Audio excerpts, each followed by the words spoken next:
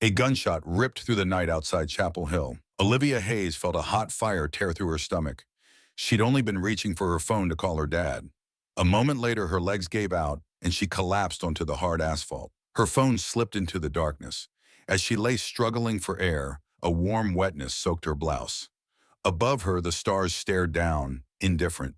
She heard a terrified scream, distant and strange, not realizing it was her own. A large shadow fell over her. It was the officer, his face a blur in the dark. Her last thought was a faint, broken question. Why? I was just calling my dad.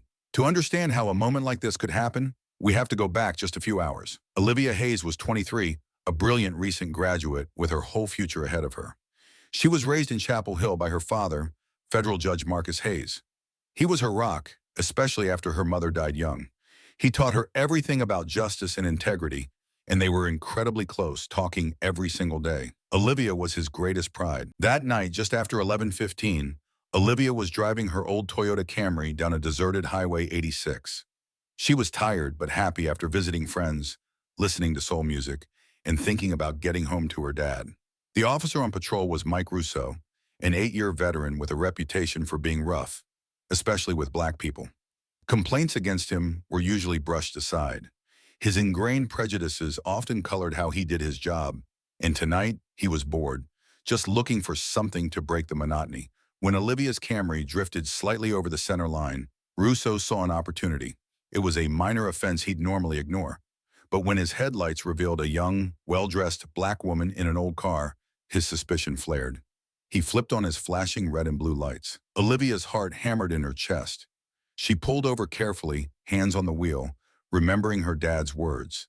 Stay calm, be polite, no sudden moves. Russo approached her car, his hand already resting on his gun, and blinded her with his flashlight. You were swerving across the lane, Officer Russo said, his voice cold and unfriendly. Oh, I'm sorry. Olivia's voice shook a little. I'm just tired from a long drive. She kept her hands on the steering wheel. Driver's license and car registration, he ordered. Olivia slowly and carefully reached toward the passenger seat, where her handbag was. Hey, what are you doing with your hand? Russo suddenly growled, his voice sharp with unnecessary aggression. Olivia flinched, snatching her hand back to the wheel. I was just getting my paperwork, she stammered. Hands on the wheel, he yelled, his voice tight with anger. He stepped closer to her door. I told you to keep your hands where I can see them. What are you trying to pull out of that bag? A gun? No, not a gun. Olivia felt genuine panic rising. Why was he accusing her of something so crazy? Just my wallet and my phone. I don't care what it is, he roared. Get out of the car, now. Slowly, and keep your hands where I can see them clearly. Trembling, Olivia followed his order. She opened the car door and carefully stepped out into the glare of the headlights. She stood there, her hands raised to shoulder height, showing clearly that she was complying and had no intention of resisting. She posed no threat whatsoever. Russo stood a few feet away, his hand resting firmly on the grip of his gun. His eyes darted from Olivia to the car, his whole body tense as if he were facing a dangerous criminal. Where are you coming from? He demanded again. Richmond, she replied, trying to keep her voice even. I was visiting a friend. A deep, cold fear began to set in. She was standing alone on a dark road, facing an officer who was clearly hostile and prejudiced against her. In that moment of complete helplessness, one thought flashed through her mind. Dad. She needed her dad. He was a federal judge. He knew the law. He had credibility. If she could just talk to him, his calm, reassuring voice could clear all this up. The thought brought a tiny glimmer of hope. Her hand instinctively slipped into the pocket of her jacket. Her phone was right there. She just wanted to pull it out and make the call. It was a natural movement, a need to seek safety in the face of fear. But to Officer Russo, blinded by prejudice and his own frayed nerves, the movement was a threat. He was certain she was reaching for a weapon. He didn't see a frightened young woman looking for help. He saw a suspect defying orders. Get your hands down! Don't move! He shouted, his voice shrill as he pulled his gun from its holster. Olivia startled at the sudden scream and the cold glint of the gun, realizing the terrible misunderstanding her movement had caused. No, it's just my foot, she tried to explain, but it was too late. The gunshot exploded in the night, deafening. The bullet hit Olivia in the stomach, and the shock knocked her to the cold ground. The pain was immediate and unbearable. She lay there gasping for air as Russo stood over her, his aggression instantly vanishing, replaced by a look of pure, horrified shock. His flashlight beam landed on the ground beside her hand. He saw the cell phone lying there, not a gun. Realizing the horrible truth of what he had done, he froze. Cold sweat beaded on his forehead as he fumbled for his walkie-talkie, his voice slurring. Shots fired. Medic requested. Highway 86 near Oak Street. The next few minutes were chaos. Sirens wailed in the distance, getting closer. The first Chapel Hill officers to arrive saw Russo standing there, dazed, and a young black woman lying on the ground, bleeding profusely. They quickly set up a cordon. Paramedics rushed from the ambulance, trying desperately to save her. But everyone knew things were dire. An experienced officer, Detective Mark Evans, was sent to check the scene. He gently examined Olivia, sighing sadly. He saw her coat pocket was in disarray and her cell phone was lying a short distance from her hand. He carefully put on gloves and picked up the phone to preserve the evidence. As soon as he held it, the screen lit up. A call was coming through. On the screen flashed a familiar name that almost everyone in Chapel Hill, and even the entire state of Virginia, knew. Dad Judge Hayes. Of course. I will continue with the more balanced, high-quality rewrite style, shortening where needed, but preserving the important, intriguing details. Detective Evans stood frozen, his heart pounding. He knew Judge Marcus Hayes. Everyone did. This wasn't just a fatal police shooting. It was an earthquake that would shake the entire state. He took a steadying breath and answered the call. Hello? A deep, authoritative voice came through, laced with the anxiety of a father waiting up late. This is Judge Hayes. I'm calling for my daughter, Olivia. She said she'd be home by now, but I can't reach her. Who is this? Detective Evans looked over at the flashing lights, at the ambulance, at Olivia lying on the ground. He couldn't lie. Judge, I'm Detective Evans with the Chapel Hill Police. Sir, there's been a serious incident on Highway 86. It involves your daughter. He hesitated, the words catching in his throat. She's been shot. A terrible silence hung on the line for several seconds. When Judge Hayes spoke again, the concern in his voice was gone, replaced by shock and a rising fury. Shot? My daughter was shot? By who? What happened? How is she? Evans watched the paramedics step back from Olivia, shaking their heads helplessly. Sir, she's gone. The shooting was by one of our officers, Officer Mike Russo. Please, sir, you need to get to the scene. The news hit Judge Marcus Hayes like a physical blow. His Olivia dead, shot by the police so close to home. The pain was excruciating, but decades on the bench and an iron will kept him standing. He would not let his daughter's death be just another statistic. He arrived at the scene in less than 15 minutes. He saw the yellow tape, the flashing lights, the surreal chaos.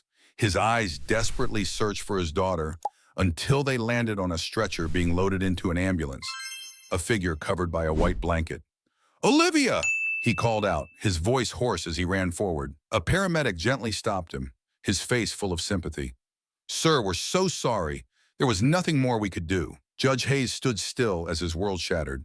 His daughter, his pride, the light of his life, gone, taken by an officer while she was just trying to call him for help. He watched the ambulance doors close and the unbearable grief inside him transformed into a cold, terrifying anger. He turned to the most senior officer present, his face a mask of iron, his eyes like ice. Who is Officer Mike Russo? Russo was brought before him, pale and trembling, his eyes filled with fear. Judge Hayes stared at him with piercing, utter contempt. I want the Virginia State Police to take over this case. Immediately, the judge ordered, his voice low and forceful, leaving no room for argument. I want a full, independent, and transparent investigation. I want all of this officer's dash cam and body cam footage examined. And I want him, he pointed a finger at Russo, held on a charge of first-degree murder. No bail, no special privileges. The weight of a federal judge's command was undeniable.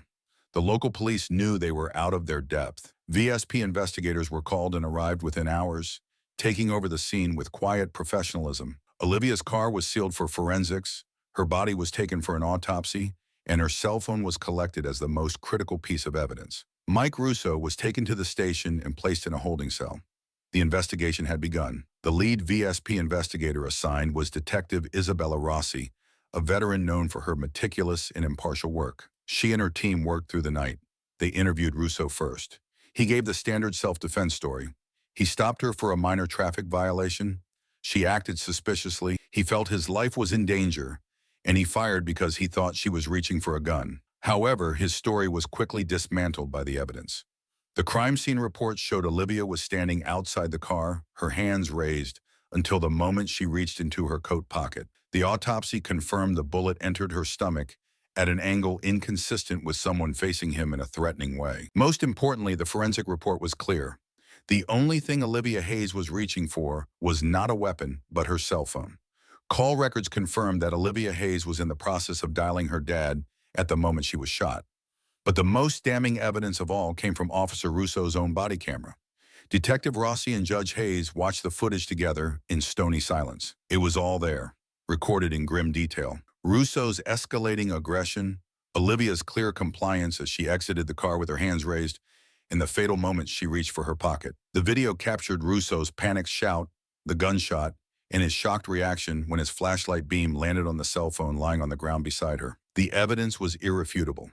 The VSP investigation came to a clear conclusion. Mike Russo used deadly force without justification. His actions a result of poor training, impatience, and apparent racial bias. Under the weight of the evidence and the powerful, silent pressure from a federal judge demanding transparency, the district attorney's office took the case before a grand jury. They quickly returned an indictment for first-degree murder. The case of Olivia Hayes became a national firestorm. The story of a bright young black woman, a judge's daughter, killed by a white officer while simply trying to phone her father, exposed a raw nerve in the country. Peaceful protests calling for justice and police reform sprang up in Chapel Hill and cities nationwide. The pressure for accountability was intense as the trial began, with the nation's media descending on the packed courtroom. The prosecution presented its case methodically, using forensic reports, expert testimony, and the evidence from the scene. The climax of their presentation was when they played Mike Russo's body cam video for the jury. The courtroom fell silent. Everyone saw the truth for themselves. Olivia's compliance, Russo's unprovoked aggression, and the deadly gunshot born from his own panic, not from any real threat. When the video ended, quiet sobs could be heard throughout the room. Russo sat at the defense table, staring at the floor, his face pale and sweaty. His defense team did their best to sow doubt. They argued that police officers have to make split-second, life-or-death decisions. They tried to paint Olivia's movement as suspicious and insubordinate, claiming Russo acted on an instinctive fear for his life. However, their entire narrative crumbled against the hard evidence of the video. Then it was Judge Marcus Hayes' turn to testify. He didn't take the stand to talk about the law. He spoke as the victim's father. He told the jury about Olivia. He talked about her smile, her dreams, their nightly conversation, and how she would always call him just to let him know she was safe. He described the moment he received the call from his daughter's phone, only to hear the terrible news from a stranger's voice. He explained how, in her most fearful moment, Olivia's instinct was to call him her trusted source of safety, and that single act of trust, he said, led to her death at the hands of the very person who was supposed to protect her. Judge Hayes did not sob, but his deep voice broke with grief, and the silent tears that rolled down his stern face deeply moved the entire courtroom, including the jury. His testimony was a quiet, powerful reminder of the precious life that had been so senselessly stolen. After the closing arguments, the prosecution pointing to the undeniable video, the defense pleading that it was a tragic, split-second mistake, the case went to the jury. For 2 days, the community and a watching nation held their breath. Finally, the jury returned. The courtroom was thick with a heavy, anxious silence as the foreman stood to deliver the verdict. He looked directly at Mike Russo. On the charge of first-degree murder, we, the jury, find the defendant. He paused, letting the silence stretch for a painful beat. Guilty. A collective gasp swept through the room. Some people broke down sobbing. Judge Marcus Hayes closed his eyes, hot tears finally streaming down his face. Justice for Olivia. It wouldn't bring her back, but the man who killed her would be held accountable. In the sentencing phase, the prosecution argued that Russo's crime, an officer killing an innocent citizen he was sworn to protect, demanded the maximum penalty. Judge Hayes was given one last chance to speak. He rose with quiet dignity. He didn't speak of revenge. He spoke of Olivia, of the brilliant life that was stolen, and the bottomless grief of a father. He spoke of the sacred trust given to those with the power of life and death, and the need for absolute accountability when that trust is betrayed. He didn't have to ask for the harshest sentence. His words made it clear that no other punishment could match the crime. Then the presiding judge gave the final verdict. He looked at Mike Russo, who was trembling uncontrollably. Based on the jury's verdict, the judge's voice was firm and unflinching, and the exceptionally cruel nature of this crime, this court finds your conduct to be a gross abuse of the power entrusted to you. You took the life of an innocent, unarmed citizen because of your own prejudice and panic. He looked straight at Russo, his voice echoing in the silent room. Therefore, this court sentences you, Mike Russo, to life in prison with no possibility of parole. Russo sagged as if his bones had dissolved, his face crumbling in despair. The ultimate price for his crime would be his freedom forever. Justice for Olivia Hayes had been served decisively. While appeals were possible, the irrefutable evidence from the body camera left little hope for reversal.